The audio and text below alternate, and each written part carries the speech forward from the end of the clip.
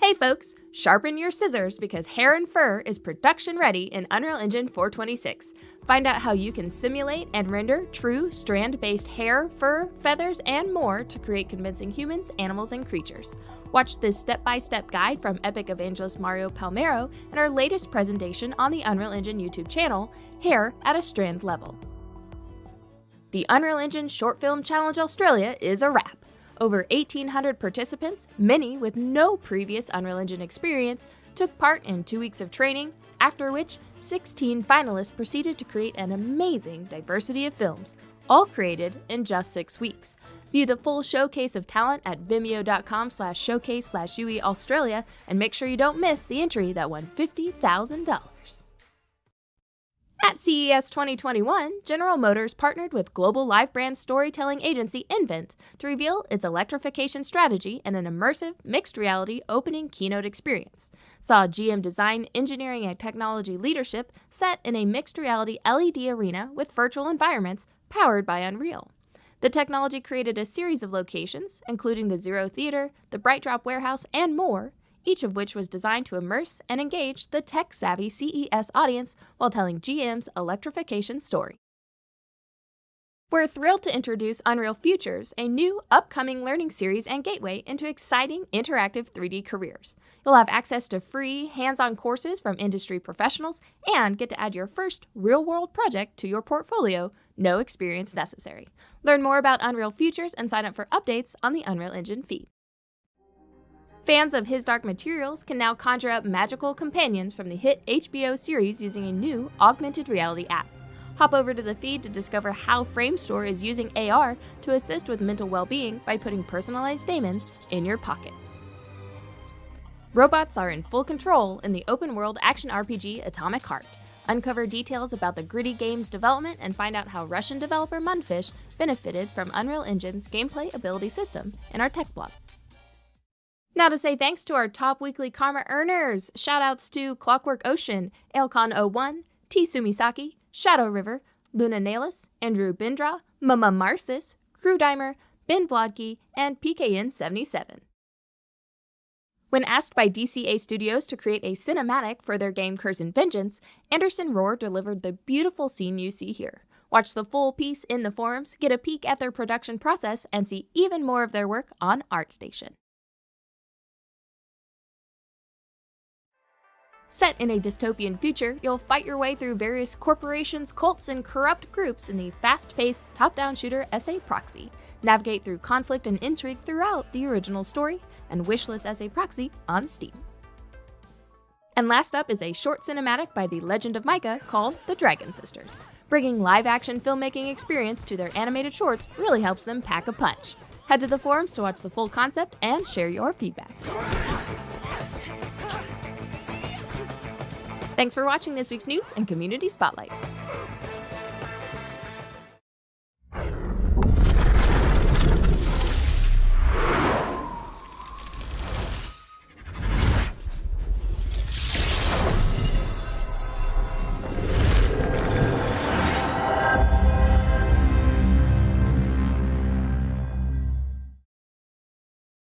Hello, everyone, and welcome to another episode of Inside Unreal, a weekly show where we learn, explore, and celebrate everything Unreal.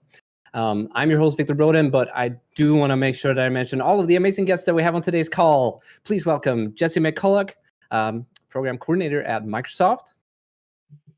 Hello, hello. There we go, a little high. Sound check as well, it works out for everyone. Paul Ambrosiusen, Technical Artist from Side Effects. Hello. And then Mike Haggerty, Production Coordinator at GameTextures.com. Hey guys. As well as fellow community manager Amanda Shade, who I'm sure a lot of you are familiar with. Hi, everyone. And last but not least, please welcome community coordinator Sam Russell. Howdy.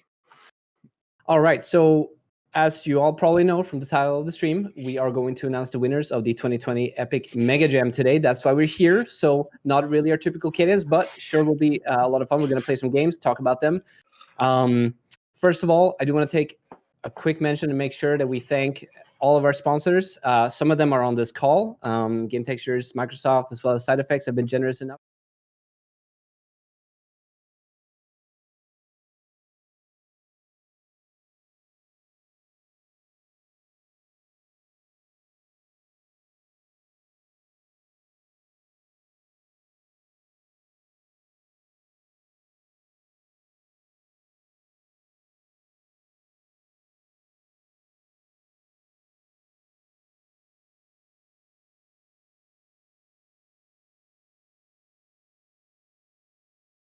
it was the first time you participated as judges in one of the game jams. I was just curious a little bit what you thought of the process, just in general. Did you enjoy it? Is this something you like to do again? Yeah, absolutely. Definitely. So many games, and so many of them were super fun. So. Just to note, we did lose some of the audio on the sponsor section of that. So know that Victor said very, very positive things about all of those wonderful people. We could not be more grateful to their support and all the really amazing prizes. And I will also make sure to mention them again, which I did say. Unfortunately, you didn't hear that, but we are going to mention them as part of the individual announcements for the finalists and the special modifiers. Yeah. I know Microsoft was super happy to be involved this year. This is our first year, and playing all the different XR games was super fun, and very thankful to get to take part. And Mike, this is, I don't even know, how many years have you guys been part of this? Since it started, pretty much. I think we missed the very first one, and we've been involved ever since. This is my first time being on stream. I've been a part of the judging for the last couple ones, and I don't know, it's always been a blast getting to play through the games. It's very motivating for your own dev, I think. I think everybody will probably agree, getting to see what people make. Paul made a really good point earlier as we were talking last week in regards to, when you get to play such a wide amount of games that have been made in such a short amount of time. Paul, you brought up a little anecdote about that. Which part? The part about the emerging gameplay? That, as well as the fact that you discovered a couple of things that you realized that you were doing that you immediately discovered when you were playing through. Yeah, right. So, while looking at all these super creative games, you notice things that people do that you yourself as a game developer do as well while working on a game, and you learn so much from it. So it's amazing to play all of these, and it's just so much fun. And it was not just me playing through these. My colleague Ben Mears, also Side Effects, he also played them, and he also actually streamed all of the games that use Houdini. So check out his YouTube channel. We'll go into details what each of these special category modifiers meant. I think we lost Amanda's camera. Nonetheless, we are going to start off with not the least by any means, but we are going to start off with the Tiny Award special modifier category. And for those of you who are unaware, this is a special modifier category that's awarded for the best game that comes in under 100 megabytes. So it requires a little bit of technical effort to strip out the engine out of some components and make sure you don't have a lot of bloat. Make sure it arrives in less than 100 megabytes. Wow. All right. So if someone has played the games, they already got a little bit of yep, it's right there. You know what? Chat, there's no time to daddle because you can all see what it is. The winner of the Tiny Award goes to a long time from Deviver. Please. Normally we do a little bit of a, like a drum roll here, and we try to amp that up. But because of Amanda unfortunately dropping the call, our overlays and scene organization in OBS took a hit. And so congratulations.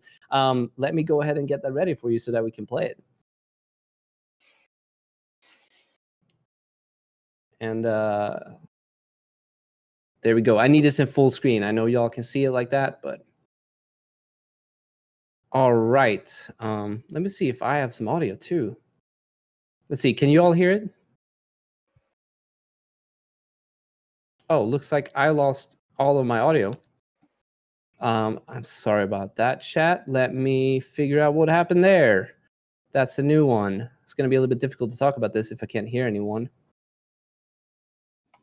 Maybe Discord just did it for all of us. Can I get a sound check from someone? I can hear you, Victor. Oh, okay. Y'all are just quiet because I'm talking too much. Yeah, we might be. Your sound was probably working the whole time. It probably was. I cannot hear the game, but that's okay. Can you all hear the game? No. You know what? That's because there's no sound in the enter screen. Yeah, great. There we go. It's going well. All right, there we go. And the frame rate's up.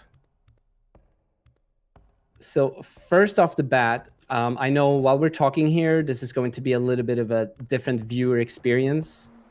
But before I shut up, I want to mention that audio in this game it's great.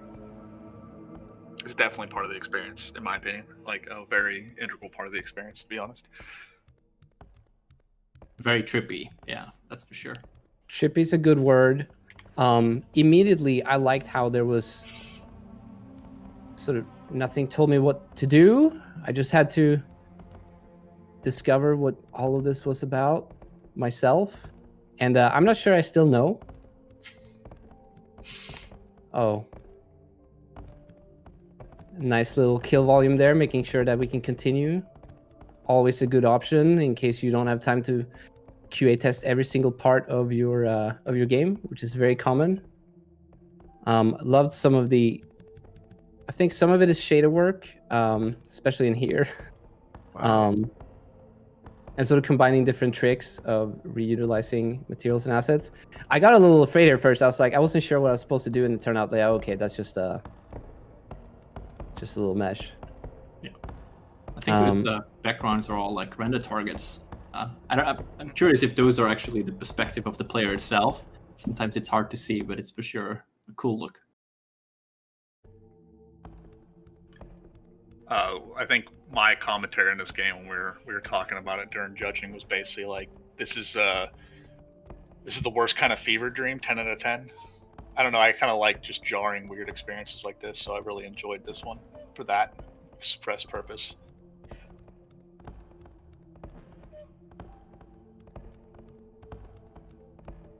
Yeah, there's nice audio design here where it sort of tries to tell you a little bit about,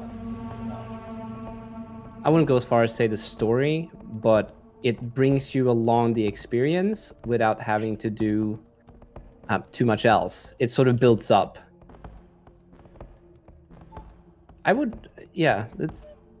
Didn't expect it to be a platformer at first, but as you continue, it gets a little bit, and it actually took me, we'll see if I can make all of the jumps later on. There's some nice little, might be a little difficult to see, but I like the camera effect that was added when you start sprinting. Guess Also, no the sound sound, on the theme too. the tick-tocking starts to...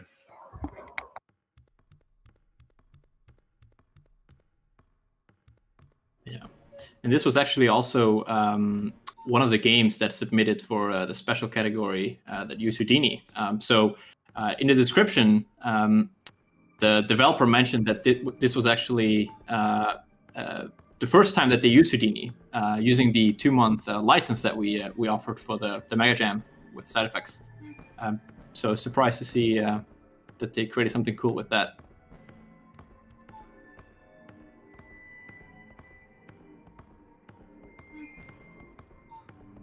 I like how the sort of trippy visuals make the platforming aspect sort of adds an element of difficulty to it. Yeah, this would probably be even more trippy if you do this in virtual reality. Oh yeah, this would be outright jarring. And Definitely. like... Oh, hey, Deviver.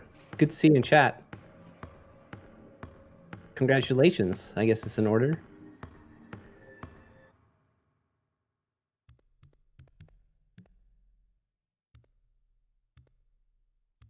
Well, he says in chat that VR wasn't planning and he's still working on it, so... Yeah, I can definitely see how that would be possible. There's only sort of one main interaction, and so you don't have to set up a bunch of complex frameworks for designing a bunch of interaction objects in the world. Curious to see how those render targets perform, if they're using a scene capture in real time. I think being constrained to the VR headset, and also like if the sound matches, it would be really, really trippy. It would just definitely increase the trippiness of this game. Yeah, some spatial audio. Mm-hmm. Yep. I'm wondering how navigating would look like, right? Because you're not really walking the same way. That's true. Yeah, you'd probably end up wanting to do something with like the thumbsticks on the controllers. I would almost say though that, yeah, they could for sure do the thumbsticks, but the movement itself is almost a secondary part of the experience for me, at least. I would go ahead and agree. It has a nice floaty feel to it. I really like the sound effects for the little tapping when you're running.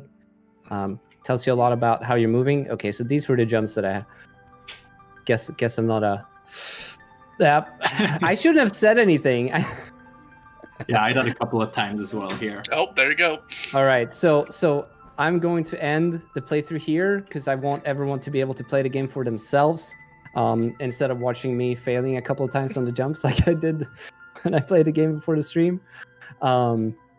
See, let's go ahead and get back into grid view for all of us. Once again, big shout out to Deviver for winning the Special Modifier Category Award for Tiny Award. I'm gonna make sure that I mention what we'll be shipping out some cool stuff. Deviver will get a 1-year Houdini Indie license from SideFX, a 1-year membership to the IGDA, a 6-month subscription to Visual Assist from Whole Tomato. Thank you guys.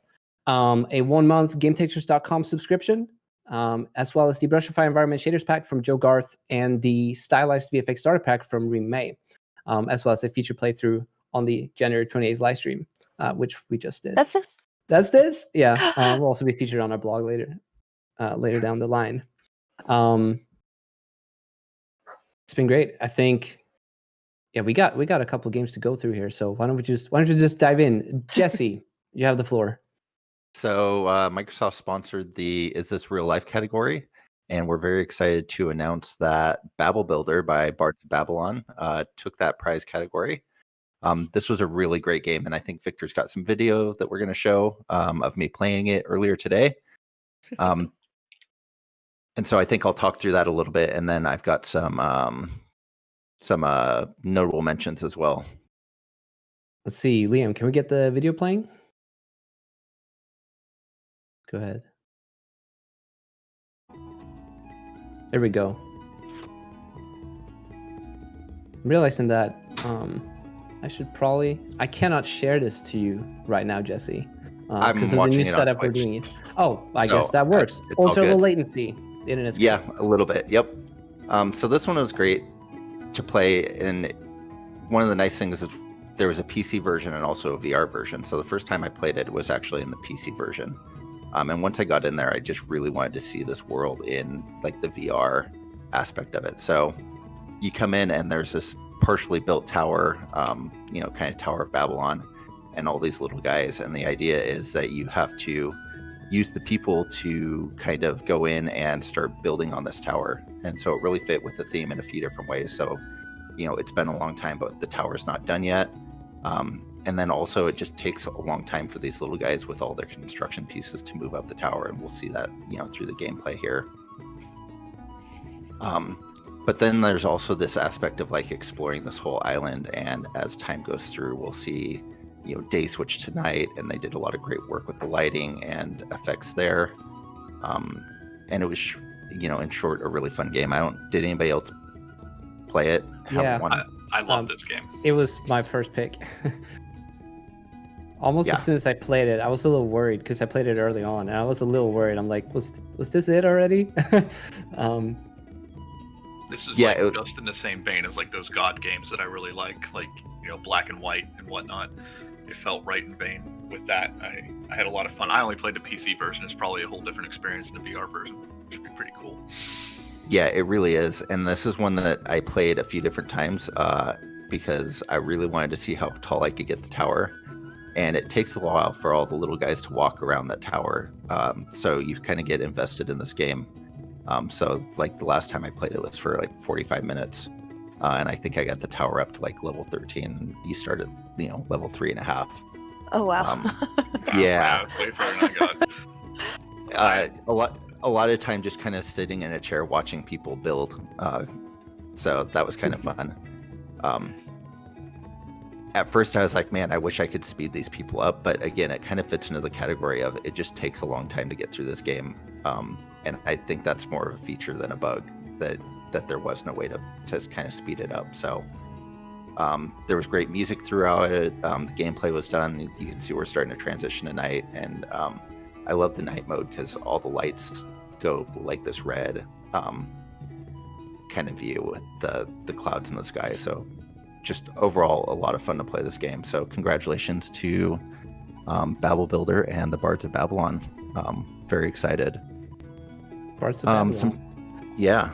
Yeah, I like their team now, fellas. Yeah. Yeah. Special shout outs to other people from the category. Let's wait with that. Okay. Yes. We will wait with the honorable mentions until we're done so that we're not giving away any ideas of what the next special modifiers as well. Gotcha. Okay. Cool. I'm glad I caught that before we started shouting out. The So I don't know if you showcased it. One of the most fun things is just taking that handful of people and just chucking them as far as you can in the direction of some woods. You're like, I need wood. Yeah, so that doesn't work as good in VR, or at least not with the bindings that I had. So I ended up doing a lot of teleporting around to do that kind of stuff, which is still fun. I was like, that's the first thing I do in any VR game is like take anything near me and check it And to see how far you it can works. throw it. Yeah. How far out can you walk in the level? Anyone try? You can go like all the way around it. Yeah, so... I don't think I discovered any. I didn't find any limits. I just went around to every building, every place that had a village, and was like, well, looks like I found some workers. I think here in a second I'll start teleporting around kind of the entire place. It'd be really cool if there were like some secrets, that you can explore in the world, see how far you can go. Mhm. Secret Yes, resources. but if there are none, it is clear that the developer decided to cut all the feature creep and make sure that they shipped and submitted the game on time, which is very important in any summer production environment that you find yourself in, whether that's a game jam or at a studio or on your own game. I think game jams really helps teach the importance of planning and following up with the goals that you set out for yourself. I know very well how difficult that can be, because especially when you're doing VR and you are just thinking of all the cool ideas that could become of this. But remember that each and every feature that you implement in your game needs to be tested, verified several times throughout, because especially if you keep expanding the game within your goals that you set out for yourself, you still have to test all of that. And that can be difficult, especially as a VR. They did something great though, which is that they could play the entire game in flat mode, mouse and keyboard, gamepad, because that allows you to test what you're working on much faster iterative process than it is of actually putting on a headset and picking up the controllers and going at that. While we're still watching a little bit of the video, because I do want to show some more of the gameplay, the winners of this real life category will be rewarded with a HoloLens 2 from Microsoft, which is that's super exciting.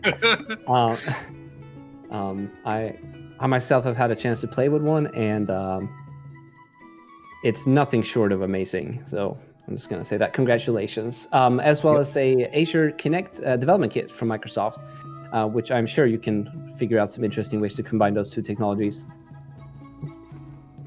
Yeah, super fun. Hopefully, we'll see both of those show up next year as devices people develop for in the Game Jam. They will also get a 1-year Houdini license from SideFX, 1-year membership to IDDA, a 6-month subscription to Visual Assist from Whole Tomato, and a 1-month GameTextures.com subscription. Brushify Environment Shaders Pack from Joe Garth, Stylized VFX Starter Pack from Remaya, and a feature playthrough on the January 28th live stream. That is today. We made the date. Congratulations. I like that you everyone. continue to read them up.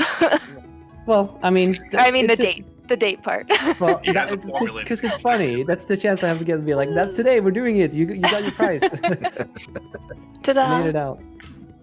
Yeah, it's unfortunate that we have a little bit of a problem of doing more physical prizes, and so I guess I'm trying to put some weight on the fact that what one of the prizes is. Is there anything else you wanted to mention about the game, Jesse, while we're still watching it? No, I think that was about it. Cool. Well, with that said, let's go ahead and move on to the next category. And this time, let's see if we can try to get a little bit of a drum roll, since that's sort of typical for this. Mike, you're ready with your screen share? Ready? Okay, ready. Not screen share, but ready to screen share. What, screen share right now?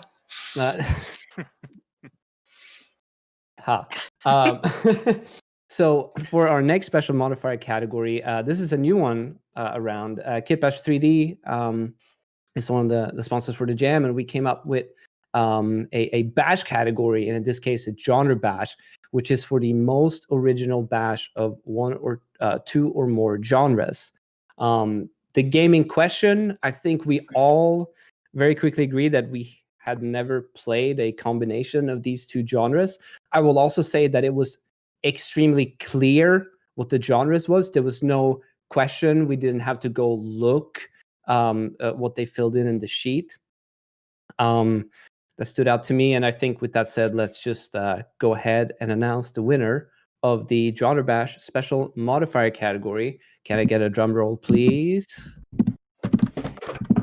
That sounds terrible. I'm sure it does. The winner of the Genre Bash category is Reclaim by Chris N. Just for the little pause while we're waiting for Strisha Yeah. comes up. Yay! Boom. It's still unfortunately just us. There we go. All right. And we're now going to watch, I quote Mike here, one of his difficult attempts at being good at the game, I think is what you said. It's going to be a crap show. That's a nice way of putting it. I actually saw you play it, and I don't know what you're talking about, but So this game, there was another person from Game Textures judging, and that was Tanner, our CEO, and he invested so much time into this game, he fell in love with it.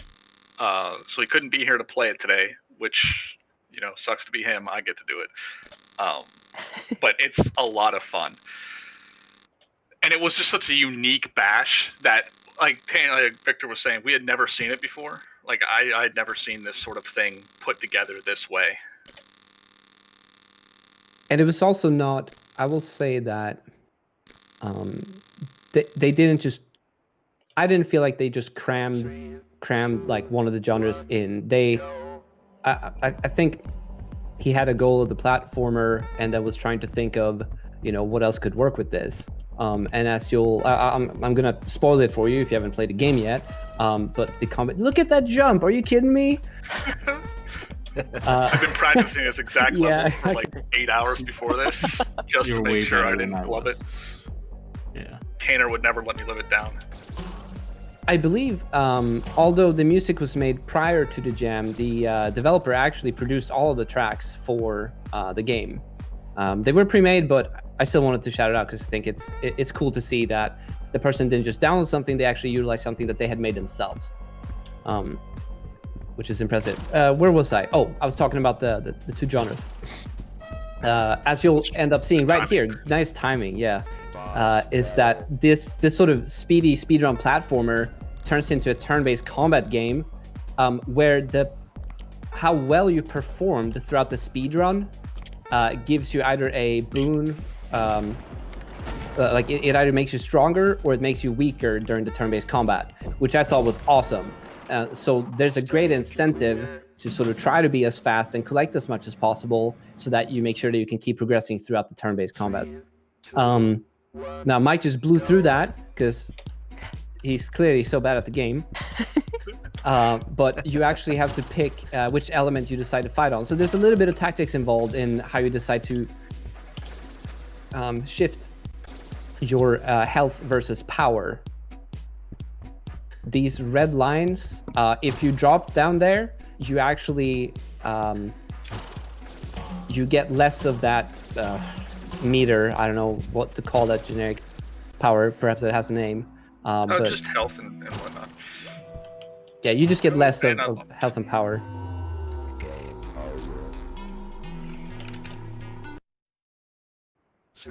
Yeah, I'd so really the controls recommend- are real smooth. That was actually one of the things I walked away from when I first played this game. Is that everything reacts pretty well.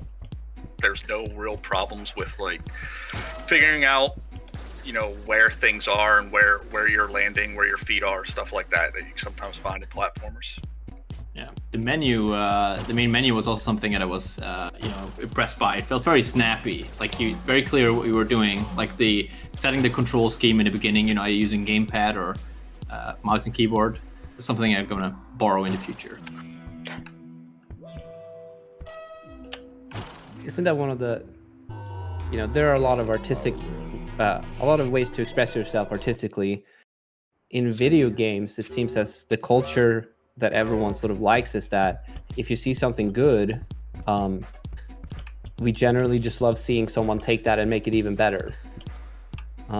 There's not too much let's call it rivalry, perhaps. I don't know a better term or what I'm trying to talk about, but I have yet to see, there's a clear difference when you steal something straight away, right? And you literally make it the exact same thing. But being inspired and then making something yourself out of that is one of many reasons why I love the games industry and almost all the people that exist in it. Yeah, I think it's because people are very proud of what they do, and they love sharing. And I think that's why people get very excited if someone else takes what you're doing and continues on it or makes a creative adaptation of it. Well, it helps you know that you've made a difference too, right? Like if you inspire somebody, and even if they iterate on it to make it their own, it's not a 1-for-1, but you've helped somebody along their journey get to a new experience that they've been able to create, and then everybody kind of keeps spiraling into new and more like diverse experiences, which is awesome.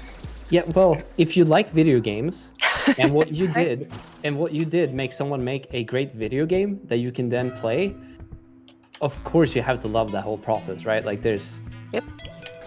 everything's just good about that. Win-win. I like win-win. There's nothing saying you can't keep iterating off of something that someone else came up with either. Like if someone takes your idea and iterates something interesting and neat, then that gives you an idea, and then that gives someone else an idea. It keeps building and building, and that's kind of what the community is about, really.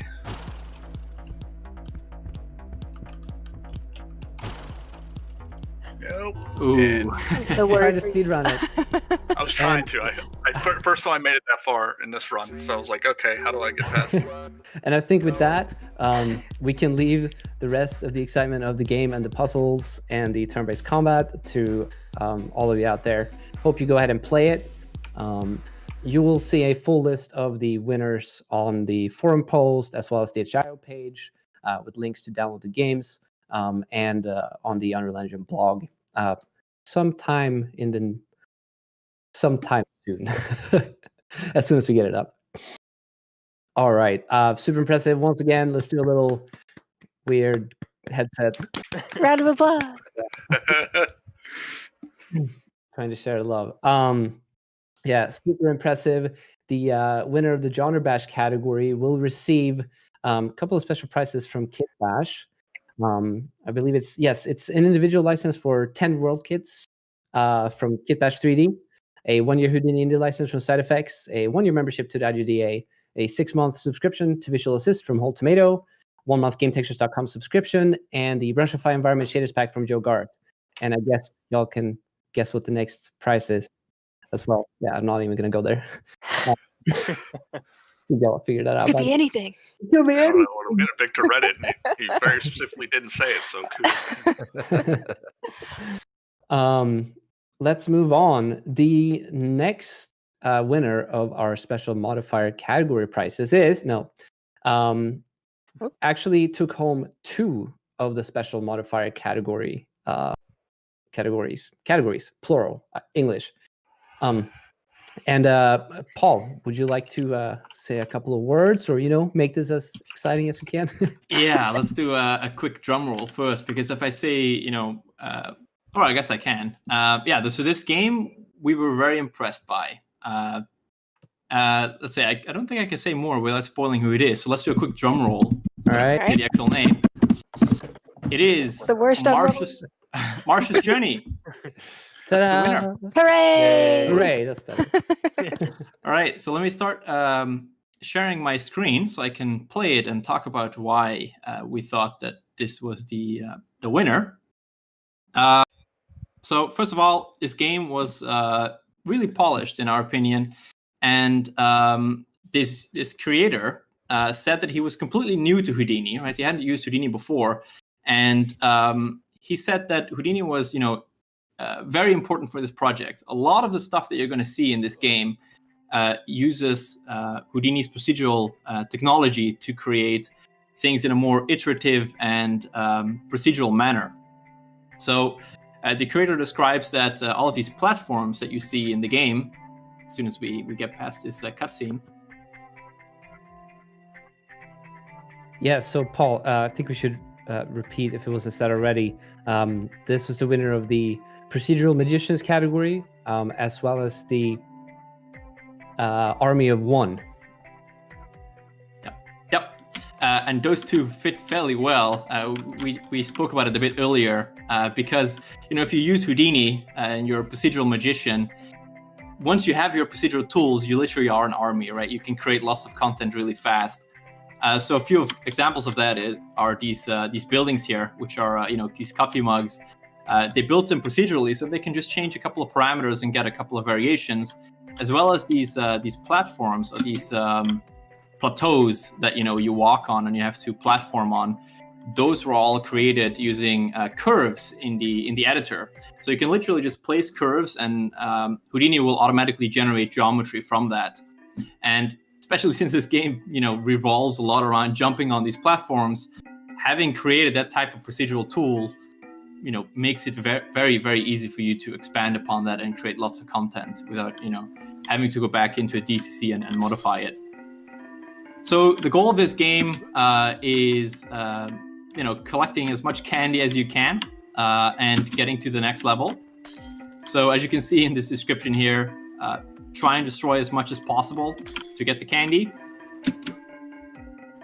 Let's see, once we jump here, there's also enemies. Let me just get all the candy so that I can actually, finish the level. So I have this candy corn. These are enemies, as well as these marshmallow-like objects. And what I was really impressed by is that everything that you see, except a couple of sounds, were made specifically for this game jam. So, creating a character like this, animating it, learning Houdini because they were new to Houdini, is very, very impressive. And that's why we decided to make this game the winner of this category. I was going to say, it's clear that the enemy should be candy corn, because who likes candy corn? But I remember there are also marshmallows, and I really like marshmallows. So, yeah. Who likes candy corn, though? No one. So what do you guys think about this game? What did you enjoy about it? The candy corn death animations are hilarious.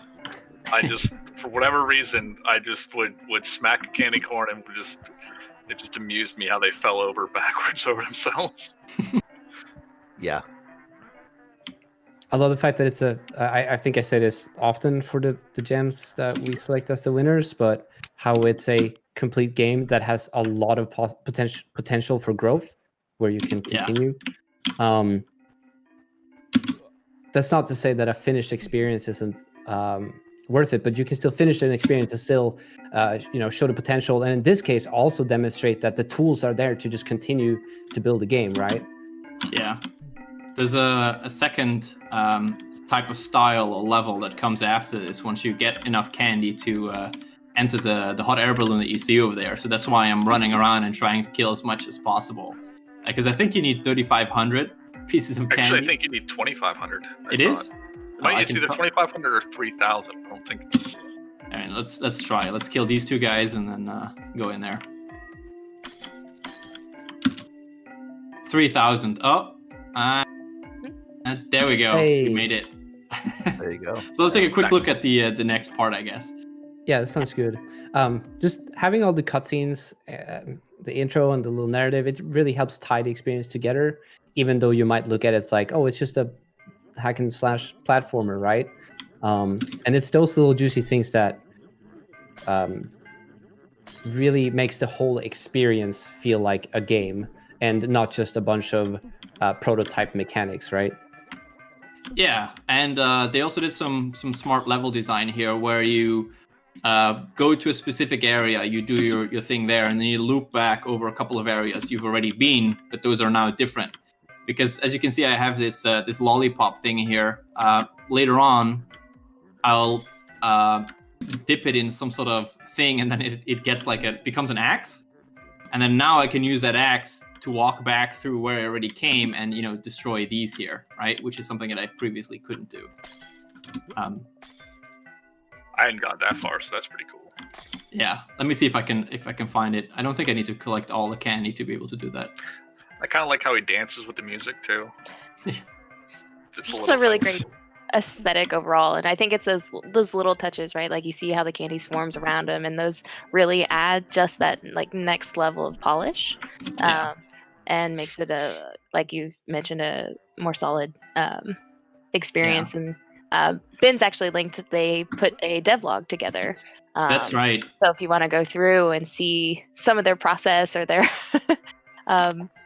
experimentation across the jam, there's a handful of videos on YouTube. That's right. So they didn't just, develop this game every day. They also made a devlog talking about, what is it they did, what did they learn from it, and how they used Houdini, right? Which is why it's really great. It's not just creating a game and having people follow it, but it's also, educating others about what you did and why you did a certain thing. And so in 1 week, they achieved almost every single component of what developing and shipping a game looks like, including trying to gain some community interest from frequently updating the progress of the game, sort of letting people in on the of what it might be to actually work on it, as well as being able to play it. So this is the end. So I think we'll round it off here, and it's a nice little cliffhanger. So I can see a lot of ways of continuing this game. Who is Flapjack, right? The dreaded you'll see. Flapjack.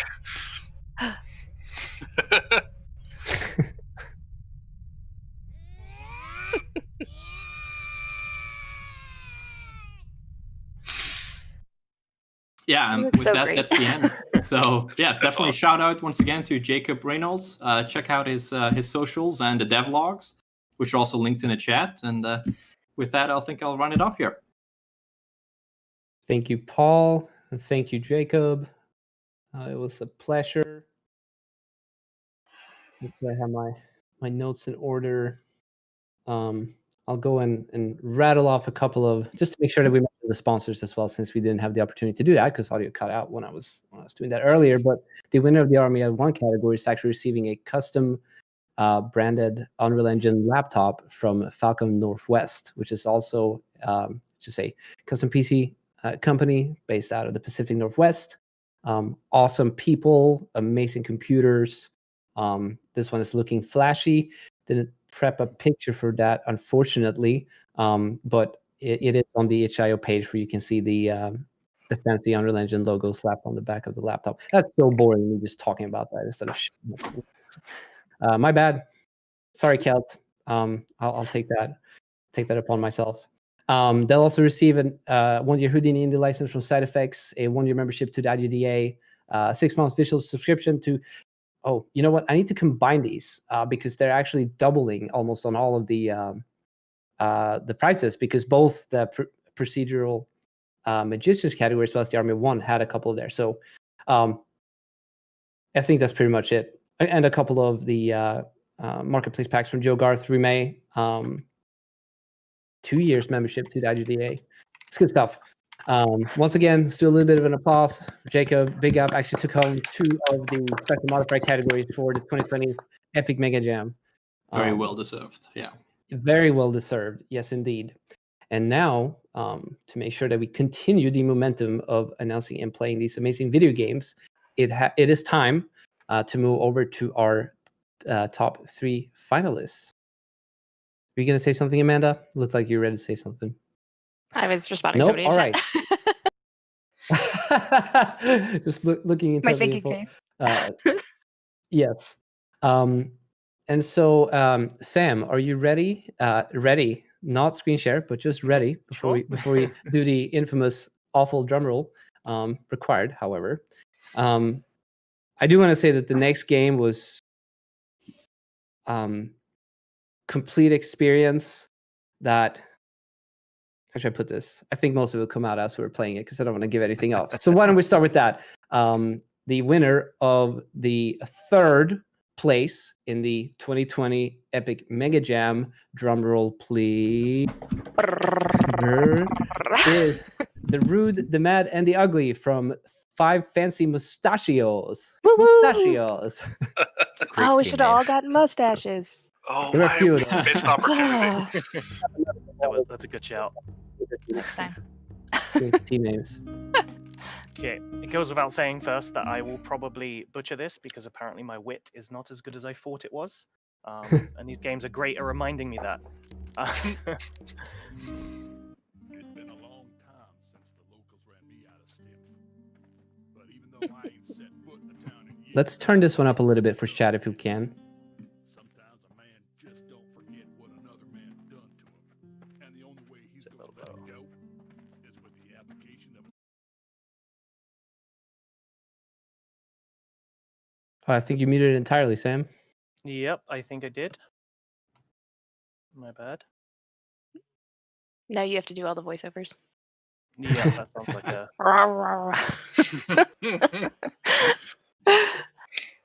Let's make sure we fix that before we continue, because there we Yeah. go. Is that better? Awesome. But he's still dimmer than a Cool. 2-watt bulb.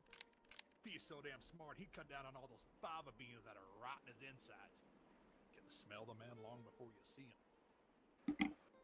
See, I'm glad I didn't have to do those voiceovers because I couldn't do anything better than that. That's one thing I do love is the voiceovers in this game are phenomenal. And there's me forgetting again. I didn't read, so I am going to butcher this, and I apologize to the devs. So the goal here, I'm going to be quiet because The chat's saying the volume's still really low on the game. I still got a Liam, can we get the turn up? done yet. Prepare to draw. I'm gonna put you in the ground over my dead body. That's how this supposed to work, you dumb. I can see why your harlot of a wife left you. My wife was a saint. She'll be on your knees begging for mercy when I'm Love through it. with you. Oh, yep, this is where my wit does not do me any favors. And so for those of you who haven't played it, Nobody ever heard of you. Man, you really ain't that bright, are you? A square ain't a rectangle, James. That's what this is about? If there ain't different things, then why have different names? It's just a rectangle with equal sides. It's just a speck. You always were a good for nothing know-it-all. Better than knowing nothing and thinking you're clever. Well, there ain't a clever move that's gonna stop me shooting you. They said their voice actor, composer, musician was Rob. So great job, Rob. What? Ow! You shot me! I think this game would also be fun if you you have like Twitch participants being able to vote which respond yeah, to the game, I right? didn't That even would be think about that. Yeah. That would be genius. That would probably help me about now, to be honest. I think the devs are in the chat, so you know what to I do. apologize. Oh, apparently, yep, I won. you got it. No. The grave dance is obviously the best part of the game. Yeah. So good. After I hosed number 1, it was time to drop number 2. Zimmer, fast as hands in the west, or so he claims. I never did like pianos. It's a big Nancy instrument for little Nancy men. Time to see if he can fan the hammer as fast as he can tap them keys. But I'm not sure if chat can hear. Even the ambience in the game is really sets that Western kind of vibe. And again, seeing as the first one was a fluke, I am just fluking this one as well. I'm gonna imagine in real life just like busting out some cards and being like, Having note cards. I mean, it's kind of a Cards Against Humanity type of thing, right? Like you've Yeah. got a few options and you got to fit what best fits the situation. Yeah, I'm not very good at that apparently. It's... This is another game that stood out as like a complete package, which was pretty nice. It's just a nice, funny game. Just jump into. It was actually, I think it was one of the first that I'd end up playing during the judging. It was awesome. You should really learn to play your instruments. I can play them all just fine. I don't play you like the fool that you are. The dev says you can make it through the whole game in 6 minutes if you pick all the right answers. Oh. Yeah, that's not going to happen for me. But the good thing is, even if you get something wrong, you have this sort of banter going between the characters, and I think that's really cool. That you don't feel like you've lost out on anything. It's one of those things where it's almost worthwhile to like do a run where you fail just to see how they make fun of you for failing. You son of a... Oh, that hurts. Oh, I got another fluke. That's great. Besides, I did play your damn stupid song. You're just so damn drunk you probably couldn't see or hear shit. Even if you remember the evening anyways, you didn't play the song. I requested it like 10 times. They're so mad. I played it once. Everyone hates that song anyway. I hope I'm like that when I'm older. Doesn't matter now. You could be like that now. Life goals. This team was 5 people, you said? Yes. How your children live these days. What? It doesn't matter. Just put up your guns and fight. Quick on the draw. Yeah, But I sure wasn't quick with my wits. Aw, shucks. Like a tree. we knew that going in.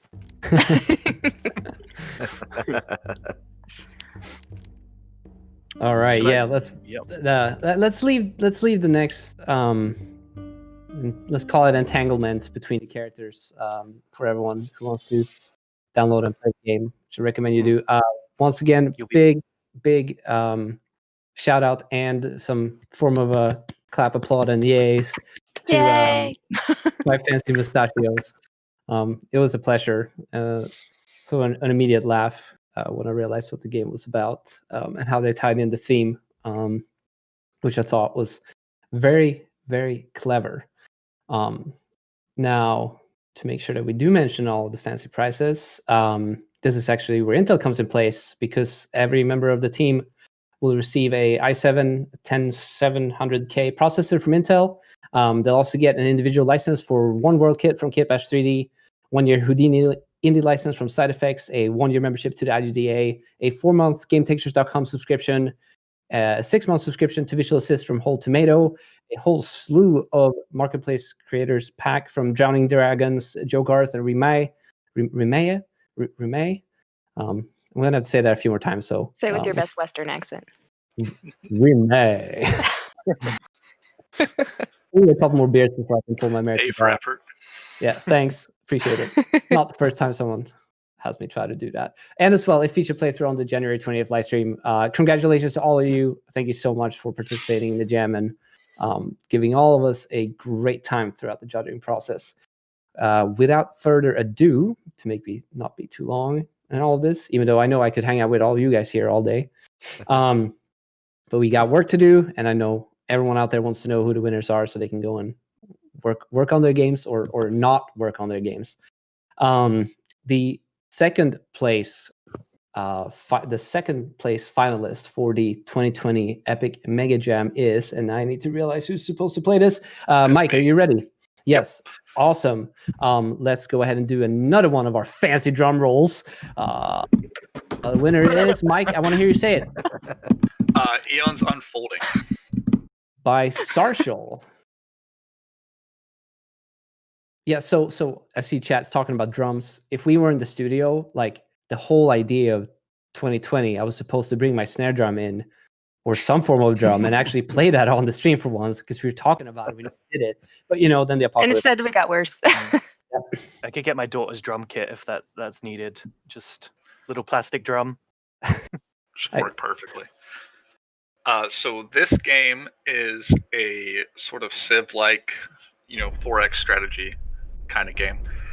I really loved this one when I first jumped into it. It was basically one of those games where while you're judging, you just next thing you know, it's 45 minutes later. The whole point is basically gather resources, build up your colony, and expand from there. It's kind of like a mixture of Civilization and Spore is what we pretty much agreed with. And I love these sorts of games, so this was one I was pretty easy to jump into for me. You have to take into account the temperature, the oxygen levels, and radiation, and sort of build your cell, build your entity to resist all this stuff. properly. Can you guys hear the game? Yep. Yes. There's some really nice ambiance. I know that's probably a little bit low. You have to keep track of you don't have a lot of things to keep track of, but it's like you have 3 and 3, so you just need to keep track of your food, your water, and this asset will change. Right now it's this calcium tiles, and then you have to keep track of your oxygen, radiation, and temperature, and just try to keep them sort of baseline middle so that you're able to survive any fluctuations. Oh, I didn't want to hit that. We'll see if it works out in the end. So how many hours have you already played this game? Oh man, too many. There was someone else who played it longer than me and got further, but because I always seem to get hit with the worst luck in the next stage, where the something just ends up killing me like right off the bat. So Yeah, oxygen levels are high. I think Ben said that every time he made it to the next level, he got hit with like a 6-second event where he had to do something. Yeah, where he basically, and I don't think it was a scripted event. I think when he literally just ran into like a random event that procced 6 seconds into his thing. And now this is something I didn't really understand. Maybe the devs are in chat. What it meant to stabilize the cell clusters.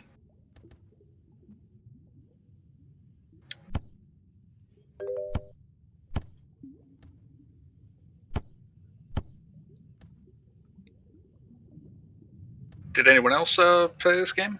Other Yeah, than me? I just want to say it's just kind of pleasant to look at, and it's one of those games where you can just. I know that Ben might have had a stressful experience, but for me, it was not as stressful, and I felt like I could take the time to first learn it and then try to get better and make better choices. There's a lot of replayability, which games like Spore as well provides. Although when I did make it to space, it was no longer as fun in Spore as it was before I made it to space. But that's a known problem with Spore. I think everybody could probably agree that the space gameplay did not match even the cell. The cell was where it was all at, really.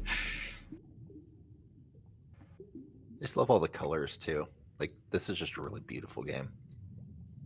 As you can see, the temperature's going up, so I need to make sure that I can survive that. Did you ever try increasing the game speed in the bottom left? No. Just keep it a relaxing experience. So I think you can I do.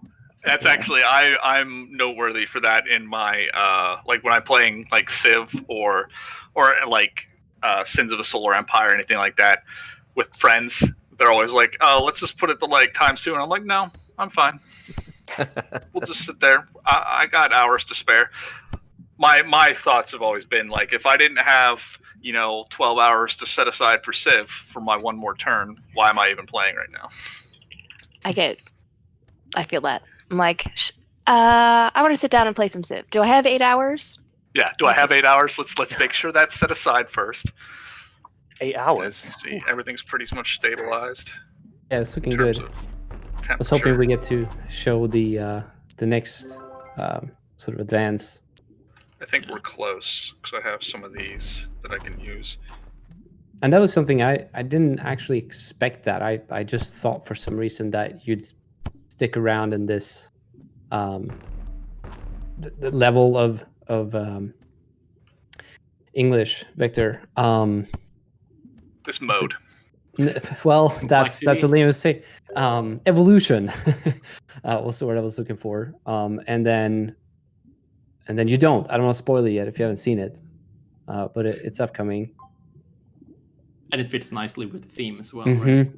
Yeah. It's also one of those things where you kind of want to save some points to protect yourself from fluctuations.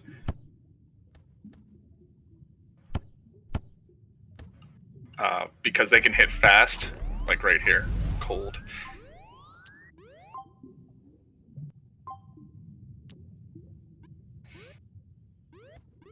Oh, I think you spent all your points. Now, Over-indexed on the now you're in a gold. radiation. I did, but I'll get some. It'll stabilize here in a second.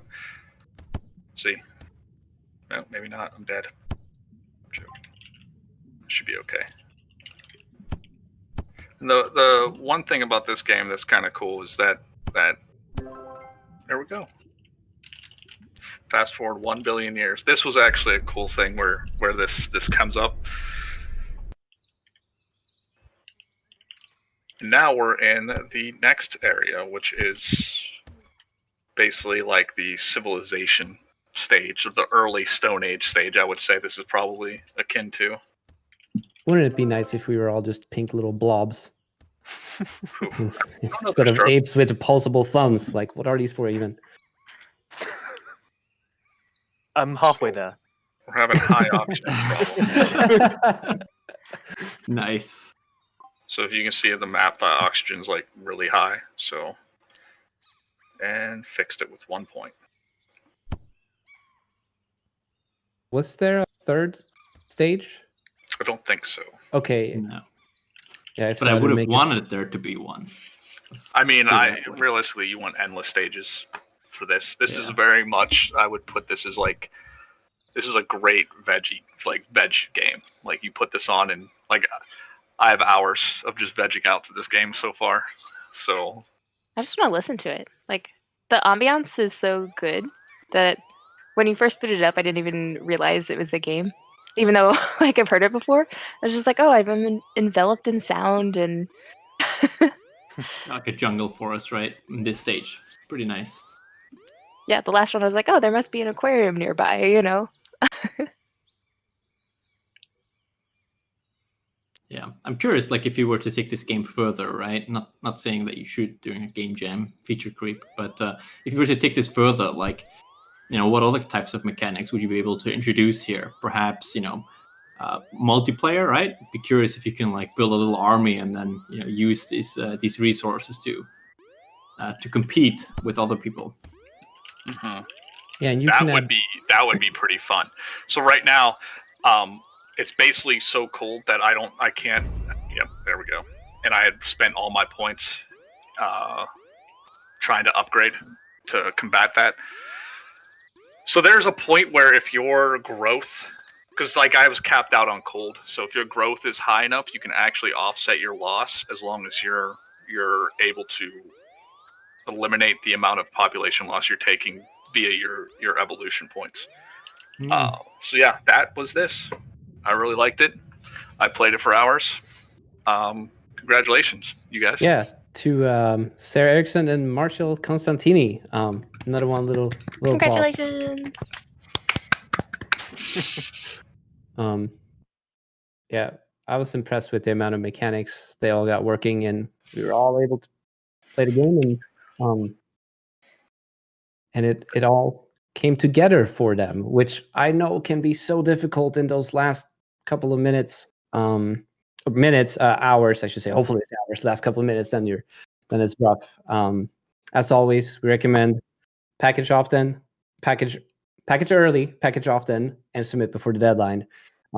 Those are the 3 key components for submitting to a game jam, whether it's one of ours or any of the other awesome ones on itch.io. All right, I think it's time for the last one, and this falls in my bucket. Do we want to do can we talk a little bit about the game before we announce it? Because I know so. going I to go. think so. I don't want to spoil. I don't even want to show what happens after the sort of the first playthrough-ish. Okay, let's just, you know what? Let's just go. We'll see what happens. I think you already gave it away a little bit there. A little bit, but it's one of the coolest parts about the game, and it's what really hits the theme as well. And so, without further ado, I need to go ahead and make sure I have the right folder open so that I can actually spin this up. Oh, all right. One moment. All right. Oh, you know what? I'm gonna have to announce it, start my screen share, because the game just kicks off immediately, and I really want to show the intro from the start. So Last chance at our drum roll. This is tough because I have to start it. Okay, maybe. How do I do this? Because I can't share my screen because then you won't get audio. So let's go ahead and announce it, and I will figure this out. I'll try to be as fast as possible.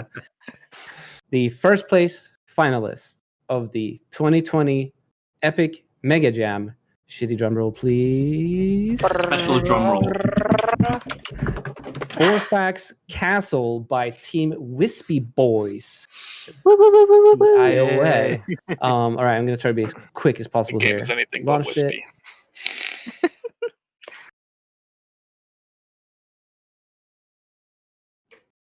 Now we're getting ratings on our drum rolls.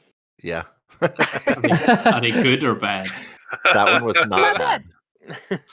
That one was That's- that was our highest one yet. Progress. I can't do this quick enough because Discord needs to know. You can always Alright. just restart it. I do agree that the intro is pretty important. One moment, because I need to move this over to the right screen so that I can actually play it. All right, does stat look good for everyone? You able to see that? Okay, I'm checking the stream. Latency is okay. Looks a little choppy. Bit choppy. You know what? Okay, Liam, I'm gonna turn off my ability to see that screen. Let me know if it looks a little bit better now.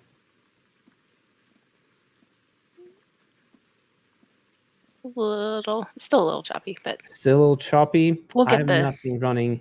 we'll get Yeah, the- but one of the key things about this game is how good it feels to play. The player movement is so well tuned that it just makes me happy just to move around. but that means everybody just has to go download it from Ooh. itch.io and play it. So that they really know. It's true.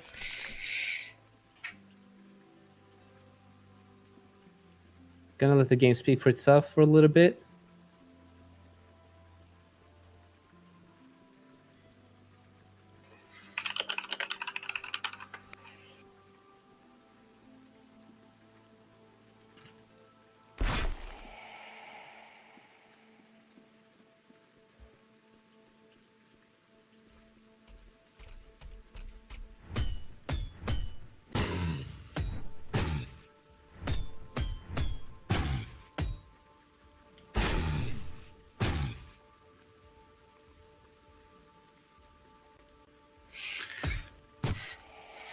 Man, you're way better at this game than I was.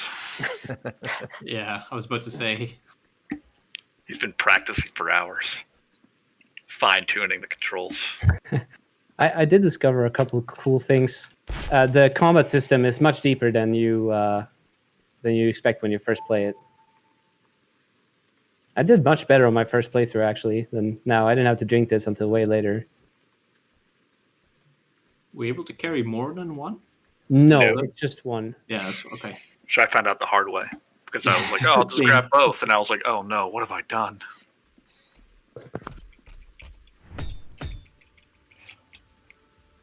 I love Yeah. how they lit this, honestly, with the rain and that sort of like, just like that distant lamp effect being like these beacons in the night. Very atmospheric overall.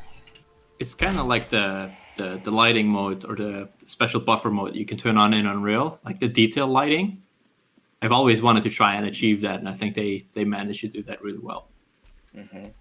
Oh, And they did a lot of great work with, from like a material, from an art perspective, just simple shapes, like great contrast, with the lighting and everything on top of that. It's just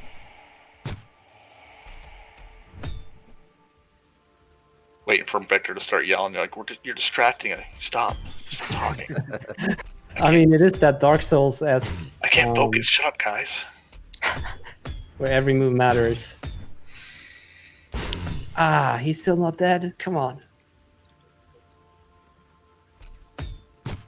Well, there's your blue door. I wasn't gonna give that away, but Well, The he blue won't door find it matters, again. okay? Yeah, it doesn't matter. He won't find it again. It's fine.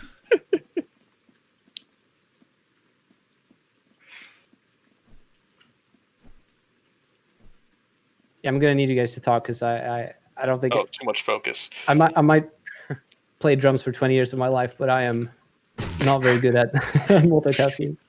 So one thing me and Victor both like, Tanner liked this game too, by the way. He was a real big fan of it. But one thing me and Victor were talking about when we were judging was the fact that it felt very directional. It felt very good when you hit things, in the sense that where you aimed and how you tried to manipulate the direction that you attacked and all that stuff felt really nice.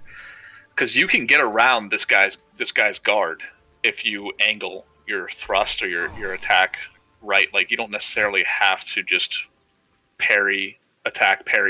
You can find different ways to get around them. And I saw someone asked in YouTube how this applied to the Jam's theme. We haven't really gotten there yet. It's been a long time, but Unfortunately, I died, which I can't believe. I actually, the first time I played it, I made it through the entire playthrough. So, and let's see if I can. I want to make it there because that part of the game is extremely beautiful. It makes you understand how the theme was tied in, as well as just like brilliantly designed. I've never had that kind of a loop in a game before.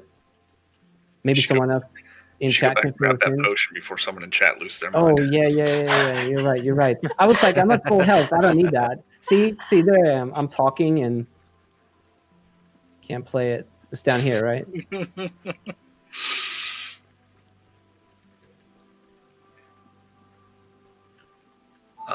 Show off the beautiful animation work, which is one of the first things that hit me when you grab that spear out of the skeleton. It was a bit of a whoa moment. It's so difficult to convey this. Just go play the game.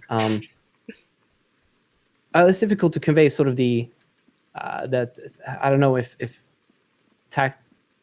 haptical experience, but Tactile, I think, is a good word you were going for. Tactile. Tactile, thank you. English is hard. Yeah, the tactile experience of playing the game tied into the visuals. Yeah, I don't even know if they could have tuned it any better. Maybe they can let us know. It's like, oh, we had this whole cool system in place, but we didn't get time. That wouldn't surprise me. There's another thing we brought up when we were judging this, was that this is pretty much like a perfect sort of prototype, right? Like, if you were to offer this as a prototype to, you know, studio or to your fellow devs, is like, or to whoever, is like, this is what the game should feel like. This is what we want to start with. Like, this is a very good example of like a great prototype. yeah, like a vertical slice, right? Yeah, pretty much. Just it conveys everything that you want from your game, and it shows all the different mechanics that you want. Like, every mechanic that conceivably you could think of in the game is at this stage. You have fighting, you have the stamina increase, you have the potion drinking, you know, finding the potions, the different attack patterns, the puzzles, and the platforming. You know, everything and the there. combat system is so tight. Like, I don't know, it was probably difficult to see there, but there was a moment where I stabbed him, and he started hitting me while I was like finishing the stab move. And I'm gonna finish this sentence before I enter.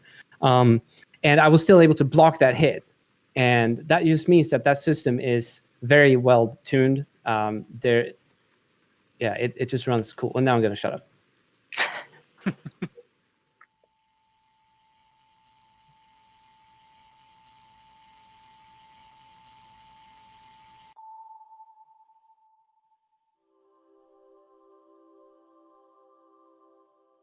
So that sequence, that's what I'd call it. It's just such an, it gives me almost a little bit of goosebumps.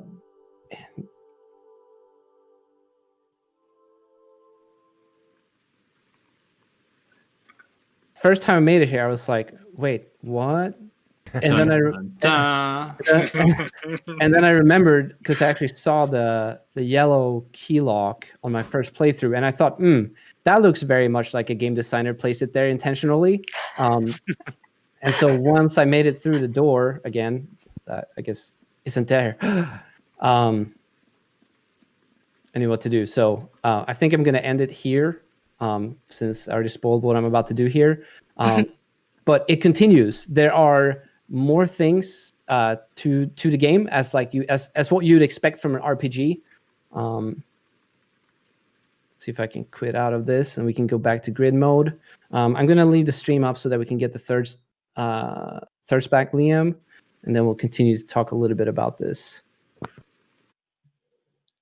soon as I'm able to see all my friends on the call, there we go. Major applause as well as big congratulations to Team Wispy Boys Yay! for Forfax Castle. When we were talking about and trying to pick these winners, and if you didn't know, it was a good amount of calls between us and a lot of very structured, and it was an extremely complex process for all of them. I already said Baba Builder was a quick winner, so maybe not that one, but the rest of the games, it was an extremely difficult choice. And some of the things that we mentioned, that goes beyond what you might think about in a game jam, at least when you're trying to scope it out. And in some cases, I'm sure that these were accidents, right? But that's also what's so amazing with game jams is that you come across these happy accidents, and if you're able to roll with them, then you might end up with something that you yourself didn't even expect. And Paul, you were talking about sort of emerging gameplay. Yeah, so emerging gameplay, for those who don't know, is basically enabling the players to insert their creativity into the game, right? So certain things happening in the game that aren't designed by the person who makes the game, right? So running into, for example, these monsters that you had in this game, there's so many different ways of killing them. You can either run around them, you can jump up and kill them from above, you can kill them from the front. And that's the kind of thing that is hard to achieve, knowing that as a game developer. And I think the last game that we just played shows that really well. The option between the blue and the yellow key. Now, my first playthrough, I already saw the yellow door, so I knew where that was, and so I decided to go with the yellow key. But if I wouldn't have seen that, I would have been stuck with that choice. I probably would have grabbed one and tried to grab the other.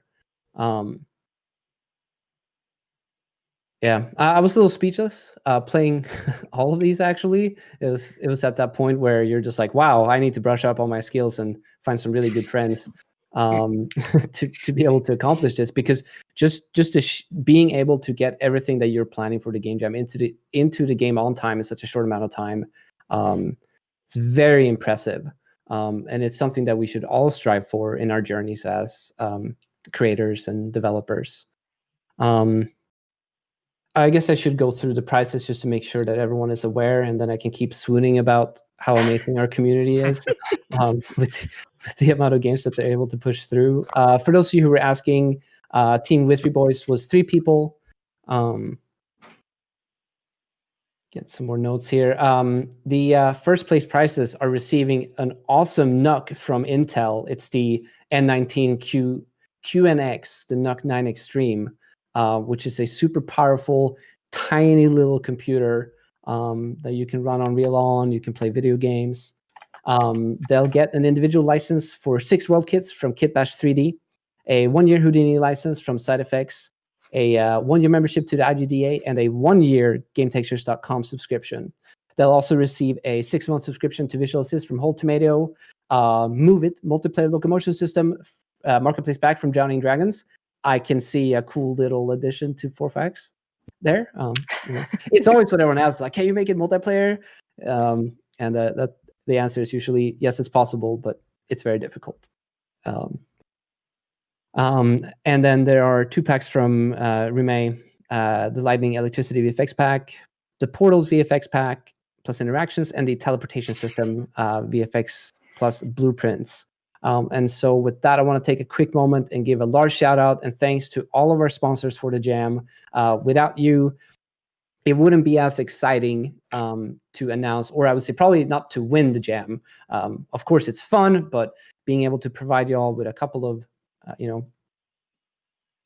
was going to say mechanical again, but with some actual things rather than just our shitty drum rolls and claps to our various microphones. Yeah, thank you all. Falcon Northwest, Microsoft, and Jesse, thanks for being on the call. Intel, Kitbash 3D, Assembla. Oh, of course, I have to mention Assembla. For all of you who use source control for the jam, good job. It's the right way to go. Assembla opens up spaces for everyone in our jams if they want to use source control, whether that's with SVN, Git, or Perforce. Take your pick. And I know that we are very appreciative of that possibility, because I know myself getting into a game jam, and the first thing is like, all right, so who's going to deal with source control? Because it is something that is really important, especially in the late hours. I think everyone just agrees. Yeah. Okay, no. Absolutely. I hate it. I love my thumb Trying drive. to find the proper solution for source control is as hard as implementing it. Yeah.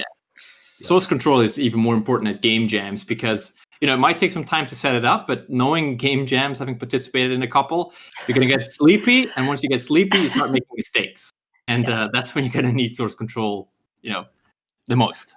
Yep. And you have someone on the phone screaming at you to go back 3 versions, or they're going to, do something terrible. We also need to, of course, mention GameTasters.com. Thanks to Mike and Tanner for helping us judge the games, as well as providing prizes for the winners. Side Effects, Paul and Ben out there, I know you're in chat listening. Thank you so much for your help. IDDA, Renee being an amazing person to work with. Whole Tomato, Rime, Joe Garth, and Drowning Dragons for the marketplace packs. Maybe applause for those, for all of our sponsors as well. Yay! We're not done yet. Because I already mentioned that, It's been a long time. It's been a long time. Been a Yes, long we're time. at an hour and 22 minutes here on the stream. 27 if we count the countdown. Right. But I did want to go ahead and mention count and countdown. Did you get, okay. Oh man. It's me. Death by 1,000 cuts, courtesy of Victor. Well, yes, I apologize. Not really. Do want to go ahead and mention, like I said, there was a significant amount of amazing games, and so we did want to take the time to do a couple of shout outs to some of the ones that we all played, enjoyed. Jesse, you since I so abruptly interrupted you last time I tried to do this, I'll let you go ahead. Yeah, so a few from the Is This Real Life category. I want to call out Antivirus and HoloCogs. Those were both made for HoloLens 2, which was amazing. We just added support this year for those devices. So really great to see those. And there's not a terribly lot of them out in the world. So having any show up in the jam was awesome. And they were both really fun to play. Echo Actions. This one was really cool because you hit a button to record your actions, and then it would play them back. And your goal was to try and get these blocks into these little portals. I didn't realize that there was a power button that took down the force field thing that was in front of the portal. So I played on hard mode, by bouncing the blocks off of walls and stuff, before I realized that I could have just lowered the force field. So kind of that emergent gameplay aspect of it a little bit. So that was a lot of fun. Demon Flux, really great. Simple interface. There was kind of these the whole environment was built with these cards, and then some of them spun as you moved around, so that was pretty fun. Acidor Mayhem, which was an asymmetric game, so one person in VR and then other people on PC that were playing against them. The people on PC were raccoons who were trying to mess up a barbecue, and then the VR person is trying to cook meat and keep all the guests from getting too upset to leave the barbecue. So that one was really fun. And then Compiling Shaders is kind of the last one. This one had a very inside Unreal joke, in that you were inside the computer working in the scene graph and trying to put these nodes together as they came at you and build what the dev was trying to build before he got so upset and went and started using Unity. So shout out to all those. Really great time judging this category. I'll take the next step then. one of the games that really struck home with me was Cloud Climber, where it's sort of this narrative experience, kind of a walking simulator, maybe a climbing simulator, if you might say. I'd heavily recommend you go play it. It's like a 15-minute experience. I got captured in the narrative, and I really, really, really wanted to know what was actually going on there. And being able to put the player in a situation where you make them feel that way requires quite a bit of talent. Whether you do that with storytelling and the narrative in this case, or if it's just mechanics or just the atmosphere of the audio and the visuals, there are many ways you can do that. But in this case, it was the narrative, which I did want to make sure that we mentioned, because it was, and the game was beautiful. It's also, I think, just made by one person. So that was very, very impressive. There were some funny ones, like Infinite Pizza Beta. I don't know. I don't know who played that, but I was actually curious, like, how did you do that? Yeah, that was cool. Are We There Yet was a game where I think you're the dad. It was just such a fun take on like an infinite runner, in this case, like an infinite driver, where you're the father, and you have you're Manny, the father, and you have two kids sitting in the backseat, two Manny kids. Mini Mannies. And they keep interrupting you with like, "Hey, are we there yet?" And like, and it's interrupted by like filling your view with these text bubbles, and so you gotta try to look around them to see where the next car is coming so that you don't crash into it. It was hilarious. Vaccinator was pretty fun. Oh yeah. I thought that was fun. Just going into the nursing home and vaccinating people with a shotgun. Violently taking care of them. Violently removing the problems. I actually got a good chuckle out of No More Papers, Please. Thought that was a good pun, and then just like the pure chaos of all this work falling, and is it like their wife is like, "Are you coming home yet?" And it's just like all this stuff. I like the chaotic nature of it, where it's just like you're trying to manage all the things at the same time, and I think that's actually been something that's been really fun about this jam. Not that our community doesn't do a wide breadth of game types or game themes per se, but like the variety that we saw in this one, just from, like you said, people running around vaccinating people in like nursing homes versus Infinite Pizza versus Here I'm in an Office versus Wild West. Like, we got a lot of creativity really, really shining through. And it was really cool.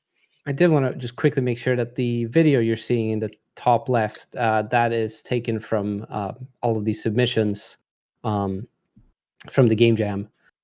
That's rolling. Unfortunately, due to how we're set up here, it's a little difficult to make sure that we play that the entirety throughout the stream without blocking things. But hopefully, you get to see your game there. I think how long was that? How long did it turn out to be? Like the total of all of the submitted videos? It's right around an hour for each. Inevitably, some of the downloads were a little fickle and things like that. But every video that was successful that I could put into it is rolling in there. So it's about an hour with roughly 10 seconds for each little segment. So yeah, you can just keep watching it. There's it's a great way to get a good snapshot of the games. Even better, recommend you go to the 2020 Epic Mega Jam itch.io page and go to the submission page and make sure that you check out and play the games. I thought What a Mess was a really funny game, but and the thing I came up with was that What a Mess was not a mess, and it was made by What a Team. I thought that was really cool, and they were just a little bit clever with the way they submitted that. Until Death was a very beautiful and sort of it's a captivating story combined with this like little platformer, 3D platformer, or 2.5D, I guess technically. It'd be that I thought was really cool. Senior Citizen Racing. There were a few other.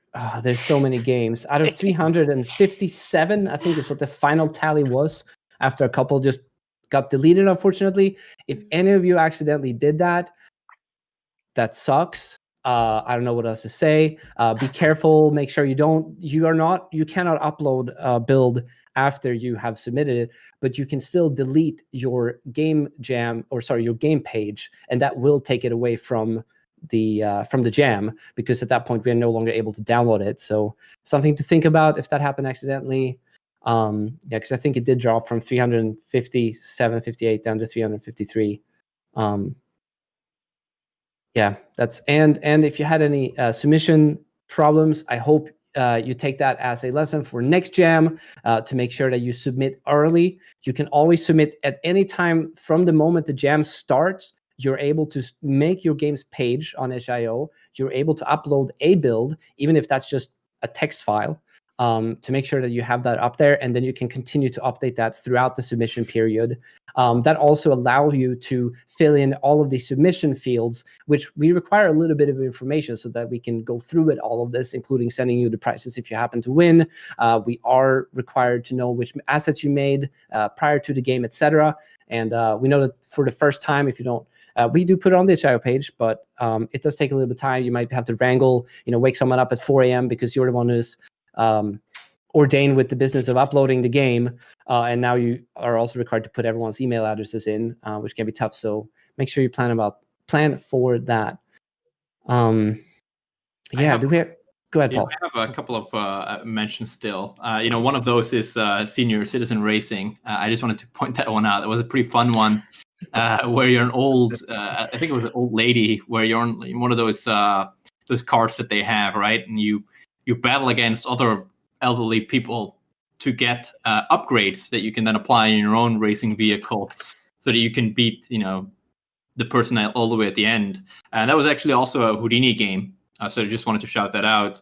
If you want to play other games from this game jam that use Houdini, we do have a Epic Mega Jam 2020 made with Houdini itch page where you can find all of those. And then there's another game that I wanted to give an honorable mention, which did not use Houdini, which is called If the War Comes. And was a really cool narrative type game that reminded me of Vanishing of Ethan Carter. And I was also just, enjoying that game for quite a while. The level design was on point. It was a really great experience. I would fully suggest anyone playing it take the full hour that the dev suggests to just spend some time with the game. Absolutely. Do not want to forget to make sure to mention that Alar played through each and every single functional game live on Twitch. I think he mentioned it was almost 120 hours of content, and he tried to beat every single one, down to the last drop of energy, which is very impressive. I think we all enjoyed enjoyed watching you attempting a very rigorous task, and you were committed and you went through with it, which so chat, please give a shout out for Alar for letting everyone see someone play their game live and having chat tune in. It's a good experience. Unfortunately, something we can't do on the channel, unless there was a lot more of us, I guess. That would not be very interesting if you just want to watch Unreal Engine content, which we are starting to get into the weeds of right now. And so I want to make sure that all of you get a chance to, if there was anything else, everyone on the call that you would like to leave chat with, and our audience and the Game Jam winners potentially. So I would like to start off with seeing everyone come together as a community and just finding their teams, or whether they're going solo and creating something from absolutely nothing to the amazing games that we see today and the ones that we haven't been able to see, is just phenomenal. And I think that speaks to just how great the community and the tech community at large is, especially with people learning new skills to do this and finding those new friends. And I think given the state of the last year or so, seeing that is even more humbling. And just to everybody that participated in the jam, amazing job. You guys are all awesome. Yeah. Definitely there's, like Victor mentioned, and then it's there's over 300 games. There's over 350 games that we started with, and it's hard to mention everybody in an hour and a half, while giving some spotlight to our winners. And so it takes practice, it takes time, but know that by the end of the week or even if you only spend a few days, like you've made progress, you've learned something, you've grown as a developer. And so it's still, hopefully you still had fun and a good experience. And, it's just all about growth and coming together. And so if you've made something, then that's a step further than you were the day before. And so, just be proud of what you've made. We're all excited for you and happy to be here. And Humbling, yeah. right? Yeah. Seeing the amount of work, love, and passion that went into this. And I know how tough those last hours can be when you're running a little sleep, a lot of caffeine, potential feature creep fights, and someone trying to act the producer and put the band hammer down. On the last Train Jam, we actually had a guy who was like, I'm just going to be the producer. And I was like, wow, this is going to go great. I'd never had that before. It's actually not a bad thing. I'd love to see that more. I do know it's like, oh yeah, we need the artist, we need the audio guy, we need the programmer, we need the designer. But just having someone who's able to take a holistic approach to the project, and that everyone agrees that this is our producer, let's have this person make some of the project management decisions that the people who are in the weeds might not necessarily see. Also, that person would be able to, or should probably do stuff like making the game jam page and uploading the game, and making sure maybe that person will also package builds and play test the game. It's very much what it looks like in a production setting at a studio, or whether large or small. It's worth to keep repeating that the process and participation in a game jam is very, very similar to what it looks like when you're making games in the real world. It just happens to be that you have between a certain number of hours and a couple of days time, which hopefully you never set off on a project like that, because that they're trying to ship. That's really tough. It's been a blast. Hope everyone out there are staying safe and that you will participate with us next time, or staying safe so that you can participate with us next time. There will be more contests this year. We have no announcements to make there just yet, but please stay tuned. It's going to be a very exciting year for the Unreal Engine community. We have a couple of unannounced things that will hopefully hit you soon. From the community side of things, but also from the engine side of things. And so, stay tuned.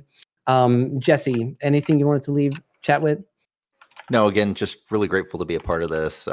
Microsoft is relatively new into this whole game stack with Unreal on the VR side and the augmented reality side. So looking forward to being able to participate in the coming years and seeing even more great stuff come out and watching this category grow even more than it already has. All right. And I think with that, it's time for me to do my little outro spiel, which is, if this is the first time you're tuning into our channel, thank you so much for hanging out with us today. Please do make sure to check out UnrealEngine.com in case you're interested in what game jams are about. Actually, there's probably about 100 of them being hosted right now in itch.io. So if you want to go do one right now, I'm sure there's a game jam that you can join today. There's also Global Game Jam going on. Just started today, I think, didn't it? I think yesterday. So yesterday. Okay. More jams. I'm looking forward to seeing what that one comes out too. I know a lot of the same people that were in this one are jumping into that one too. So it'll be kind of interesting to see that progression, their iteration as they go into the next jam. Respectively of the time and energy for that. Oh yeah. I mean, it's motivating. Everybody said it. I mean, everybody else said it best. It's just being able to dive into these games and knowing as a dev the kind of work that goes into them. It's pretty motivating, humbling, all this stuff. So much love. A lot of love. It's good. We need that though. It's important, in the Zoom world that we all unfortunately live in. Did want to make sure that if you do use Unreal Engine for your Global Game Jam submission, and you upload some footage of development or any other details of your submission, make sure you use the U4 hashtag so that we can see them, check them out. We always follow that hashtag very closely, and it's always exciting to see what happens. If you do stream on Twitch, make sure that you use the Unreal Engine tag that exists now. Couple that with the game development tag as well, and then people who are interested in your development can come check you out on Twitch. Are we able to raid someone today? I know that everyone who usually does this is on the call here. We could Let's find go ahead and somebody. find if out. you have some recommendations. Yeah, if you have some recommendations, Let us know. let us know. We'll go ahead and throw this party or take this party somewhere else.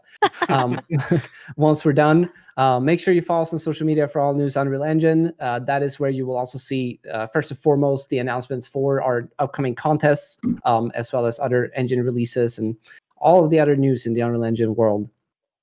We also have a Twitch channel, which if you're on Twitch right now, you know that. We also stream to YouTube most weeks now. It had a little problem last week, but hopefully that should be fixed. We can continue. Our forums, make sure you check them out as well to participate in the discussion. And Unreal Slackers, which I have now been told has finally reached the 50,000 member number, which I was just throwing out for a couple months because I thought that's where they were at. But I can now say it, and it's actually true. It's official. It's official. Yeah. Thanks, PFist. Yeah, and it's really amazing that you stuck around with us today and watched us play all of the games. I think with that said, unless anyone has anything else, it is time to wrap this up. Next week we have Helge and Jeremy on, and they're going to talk about how to animate with Control Rig in 426. So this is a little bit of a follow-up of the live stream we did last year. They were sort of showing off the tool when it was still in preview. It is now fully released in full release of 426, and they're going to walk you through even more in depth of how you can use Control Rig to animate in Engine, which is super exciting feature that I think and hope that all animators are very excited about. Skipping one tool and just being able to author it right there and make quick little tweaks is very exciting. So I hope you're all excited about that. And with that said, Liam, we're about to cut this off. I want to thank all of the judges that are not on the call right now. And of course, all of the sponsors for participating in what turned out to be an amazing event. Let's wave goodbye. Did we find someone? Are we rating someone? We'll find somebody. We'll find someone. Stick around, and we hope you continue to have a good time. Take care, everyone. Stay safe. We will see you again next week. Bye. Bye.